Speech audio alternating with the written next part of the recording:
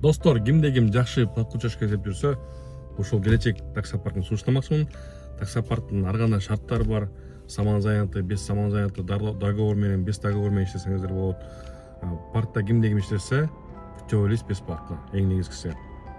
Келиңиздер, чогуу иштейбиз, мен да ушул паркта иштейм, так что эч кандай проблема болбойт. Ишеничтүү парк, убыттан да проблема болбойт дегендей. Билесиздер. Ассаламу алейкум достор, Куба такси каналына кош келипсиздер. Бүгүнкү чыгарылышта Москвадагы эң кыйын таксилерден силерге интервью кылып берем. Кандай иштеш керек, эмне кылыш керек, ошонун баарын силерге түшүнүп берет. Ал балдардын аттары, бул жигиттин аты Мырза, бул жигиттин аты Урмат. Тааныгандар көп болду. Салам алейкумдар. Кандайсыздар? Алейкум салам. Жакшысыздарбы? Иштериң кандай болот ага? Жакшыраак жабачымы?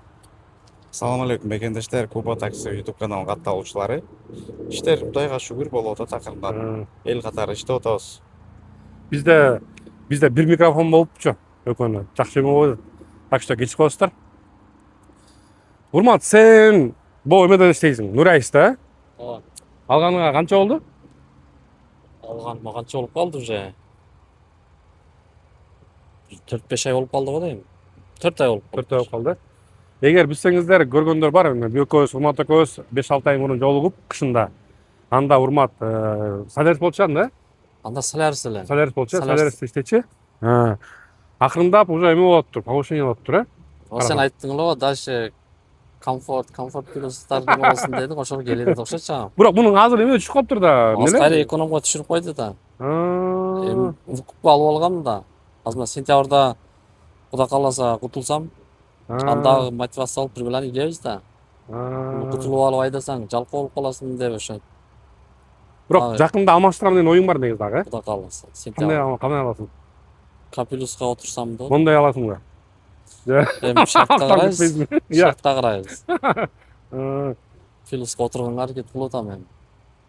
Ошо экөө жолукканда башында сен ошондо Инстаграмда жаңы баштап, анда бир 3000 подписчигиң бар болчу да. Азыр 10 миңден ашып калыптыр, 9 миңден ашып. 9 миң ашып калды, 10 миң болуп калыптыр да. Блогер уже нормальный блогер болуп калыпсың уже. Жок, Эмеңди блогер деле сиңип эмес. калыптыр. Кичине тартып неме алып киргизип турабыз да. Зерикпейли деп. Мыкы. Сиз кандайсыз? Жакшы, Кудайга шүгүр, өзүңөр көрүп тургандай. Бул жигит да өзү мындай харизматичный, мындай эмне эле? Харизмасы күчтүү да болчу. Орусчасында сөйлөбөй калам да. Харизмасы күчтүү. Инстаграмга бат-баттан чыгып турат, ар кандай темалар козгойт дегендей. Сен өзү тетиги карасам Аризона иштеп экенсиң. Бул арендабы же өзүңкү же выкуппу? Азыр бул Аризону мен Белес таксопарктан алып иштеп атам. Буга чейин өзүңөр көргөндөй бизнес класста иштедим. Это 1,5 айдай. Ага чейин экономдо иштечүмүн. Убактылуу азыр бул Аризода иштеп атабыз, комфорт плюстачы. Ошо.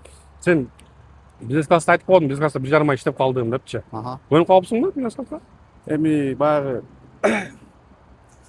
бүт тарифтин баарын алып келгенде, мындай доходу бир эле экен да. Бүт баары бир эле экен. Эми бизнес класста баягы өзүң үчүн, доходуң үчүн мындай комфортный бар экен. Иштесе болот. Менден да көп сурашат да. Бизнес класста кандай болуп атат иштер дегендер үчүн. Кудайга шүгүр. Иштесе болот. Только баягы желание керек. Өзүң мындай башка өзүңө мындай менчик бизнес класс алам деген оюң жокпу? Эми андайлар болот экен, бирок аны кутулуп кетиш үчүн ким бар ким жок ал убакытта. Эми баягы чын-чындап келгенде экономдон өтөрү жок экен деп айтсам деле болот да. Баягы бирөөнү мен бизнес класска иштегиле, ушул машинаны алып бизнесте иштегиле деп эч кимди чакырбайм деле. Бул өзүмдүн интересим болгон, өзүм кызыккам ошого. Ошон үчүн убактылуу иштедим. Эми азыр временно комфорт плюста иштеп атабыз. Бирок кайра эле ушу бизнес класс машина издеп чыксамбы деп атам да. Таксиде иштеген канча жыл болду негизи? Таксиден жакында пенсияга чыгабыз уже, почти стат. Ветерансың да? 8-9 жыл болду. 9-жыл кетип атат. Ушу только таксидесиң? Только таксиде. Эми башында Москвага келгенде башка жумуштарда иштеп көрдүм. Анан таксиге өтүп кетип, ошондон чыга албай жүрөм да ошо. Любой эле такси түшүнөт болуш керек эми. Бир таксиге кирип алган адам кайра таштап башка жумушка өтүп кетиш өтө кыйын экен да.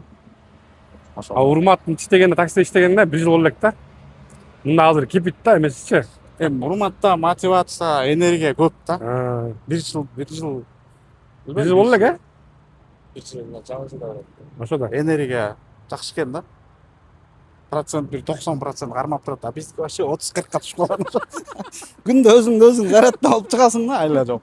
Ya эмнеге анан айтып атасың 8 жылдан бери таксиде иштебейчи? Эмнеге ушу башка ишке карап мындай аракет кылбадыңбы? Башка ишке билбейм, моюн жар бербей калат экен эркекче айтканда. Ошондо жалкалып калдың ба? Баягы таксиде билесиң да, гибкий график. Каалаган убагында чыгасың, айбый деген эч ким жок. Свободный график дегендейчи. Анан баягы постоянно прейтингга чыксаң, саат мончо саатта мончо акча иштеп келем десең, иштеп келесиң. Биз ушуга көнүп алган болушубуз керек. Ошон үчүн байланып кете албай жүрөбүз да. Эми негизи башка жумуш караганыбыз жакшы го. Может быть, возрастыбыз деле таксиге ылайыктуу. Өзүң жана айта кетчи, өзүң каяктан болосуң? Өзүм мен Искөл областынын Каракол шаарынан болом. 89-жылкы болом, азыр 37 жаштабыз. Семья бар. Семья бар, 3 кызым бар. 3 кызың бар. Кудайга шүгүр 3 кызым бар. Мага окшош эме турбайсыңбы? Ювелир турбайсыңбы? Многодетный мында. Жакшы. Урмат, сен жанагы эме бир паркты эки болуп атпайсыңбы? Мотивация парк депчи. Азыркы Башка жана экстрайф реклама кылат элем, башка бирөөнү. Кийин өзүм крашкалар менен чогулуп парк ачканбыз. Мотивация. ошо азыр эме болуп атпайбы? Популярный болуп атпайбы? Смена сатып алып иштешип, ошол негизи өзү кандай иштейт өзүң? Сен кандай түшүнүң барбы сен? Мен Өзү түшүнбөйм да ошого. элдер неме кыла берет башында, баягы сомнение кылышып, Яндекс билип калса кутап коет, анан нелегальный депчи. Ал жерде Яндекс эч качан бирөөгө акчасын жедирбейт да, жедирген дагы эмес, жедирбейт дагы. Бул жерде просто водительдердин баягы комиссиясын өчүрүп коюшат, парктагыларчы. Баягы кылган заказды комиссиясын парктан алат. Ошого бул жерде эч коркунуч жок. Мекемдештер, эсте кааласаңыздар, ушу Урматтын астыда Instagram баракчасы көрсөтүп турат, ошого кирип кеңирээк маалымат алса болот да сенен, парк өзүң ачтың да, Ооба, брашкалар менен чогуу ачтык. Азыр Кудайга шүгүр 100дөн ашык водительдер бар, иштеп атат. Буга көнүп алган адамдар обычный иштегиси келбей калат.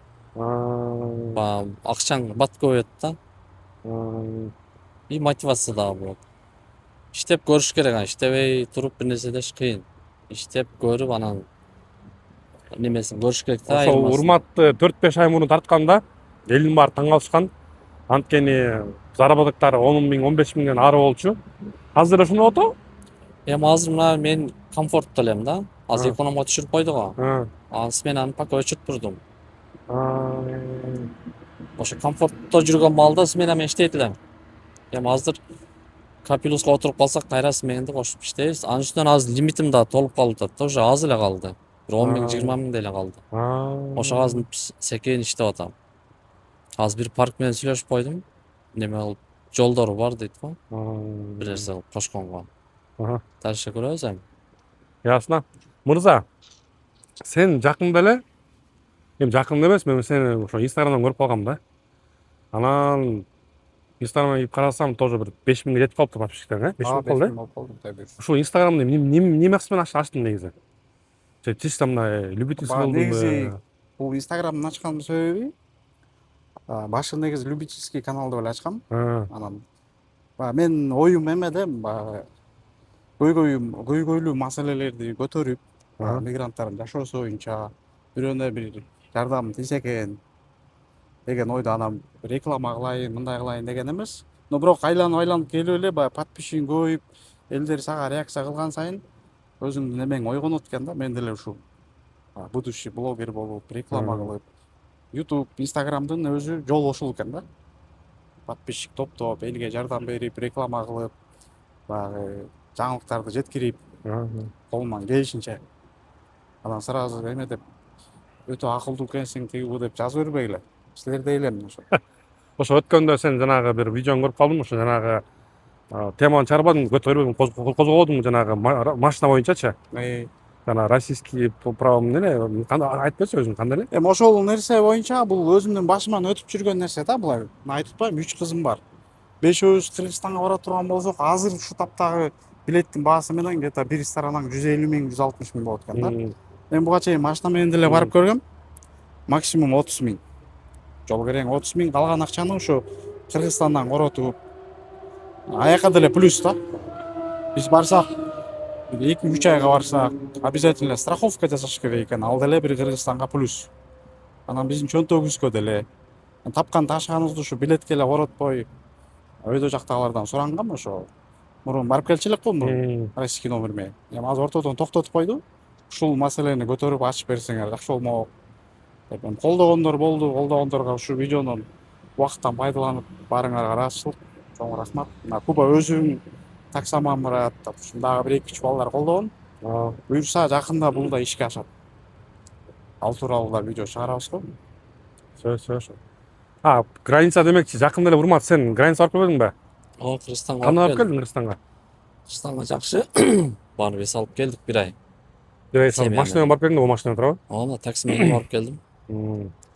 Келетканда, по-моему, көбүрөөк туруп калдың, Келетканда неме болуп калды. Границадан киргизбей койду очередь. Ал жерде баягы 3 суткалап тургандар бар экен да. Мен былтыр барып келгенде деле ушундай болгон, бирок граждан Россияларды мына чекеден кирип кеткем да. Бул чекесинечи, уже встречный кеткем да. Ошентип эле кирип кеткем. Көп ошентип кирип кетишкен экен. Мен да былтыркыдай болуп эле салдым.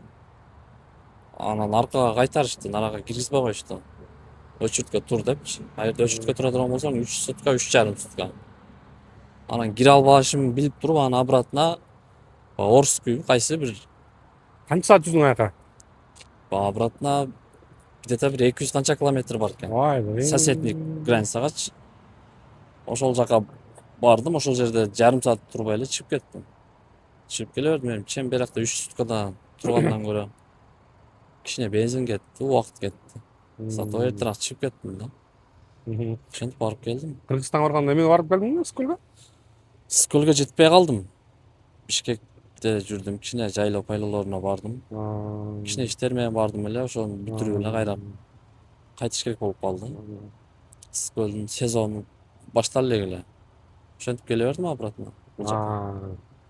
Жакшы. Мекендештер, могу айтып кеткендей эле мырзанын баракчасы да астыда турат. Кирип подпискадан кылып коюңуздар, анткени өтө мына кызыктуу маалыматтар чыгарат, элге керектүү дегендей. Дальше ушундай эме татадың да, кандай көйгөйлөрдү көтөрүп турасың да. Эми колдон келишинче чоо элге керектүү маалыматтар чыгарганга аракет кылам. Эми такси сферасы, Россияда, Москвадагы мекендештер тууралуу.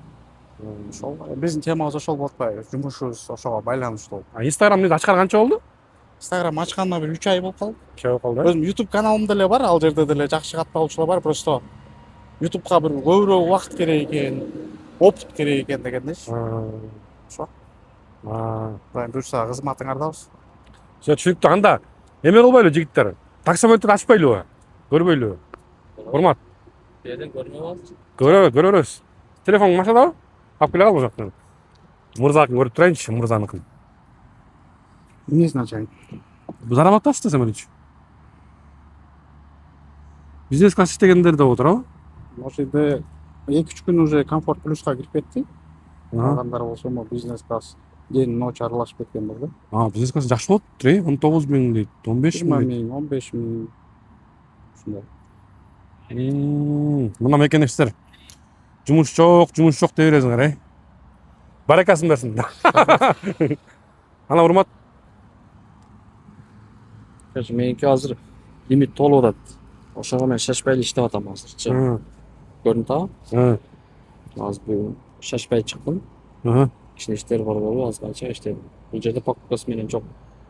2 күн эс алгам. Элдер ойлой бересин, эс албайсың. Ал иштегендердин баары смена менен экен да? Бияк уже баягы түшүрүп койгондон кийин өчүрүп койгом. Мыналар смена менен көрдүңбү? 19 миң деп турат го. Ушулар смена менен. Ошондо мисалы 19 миң таптың да. Ошондо канча сом төлөдүң эмеге? 3550. 2550. Если сатып албаганда канча төлөмөк элең? Сатып албаганда эми 19 миңге, например, неменин проценти канча? 3 миңден 3 миңден ашып кетет да. Мындай караганда эми 1000 сом, 1,5 миң сом пайда да. Эгер иштесең, иштебесең пайда деле жок. наоборот минусқа кирип кетиши мүмкүн. Бул купецман деген эң плюс жери бул 24 саат экен да, сутка. 24 12 саат саат эмес. каалаган маалыңда чыгасың, иштейсиң. Каалай Мисал, эртең менен. мисал жана иштебей калганда тоже минус кылып койгон үчүнбү? Ооба. Обязательно. График строго 6-1 коюлат да. Например, сен А, ал жерде уктап калыпмын анан андай нерсе болбойт. Только либо ночь, либо день иштешиң керек обязательно 6 күн. короче, по-любому алып коет экенин шүгүр, По-любому алып коет. Бул багында жалкоолорго бул не стоит. Потому что бир жумада 2 күн чыкпаса уже 2 күн минус болот, уже анын пайдасы жок. О, базар жок. Не стоит.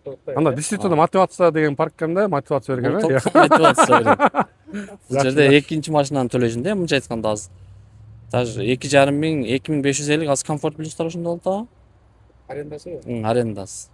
Могу аренда аризаларына 3000, 3300 ар кандай экен ашык айтып барат. Мындай айтканда ошо Бир маш- бир машинанын немеси да, бул арендасын мындайча айтканда. О, тура. Ошого ойлонуп туруп анан иштейин деген адам кошулса болот.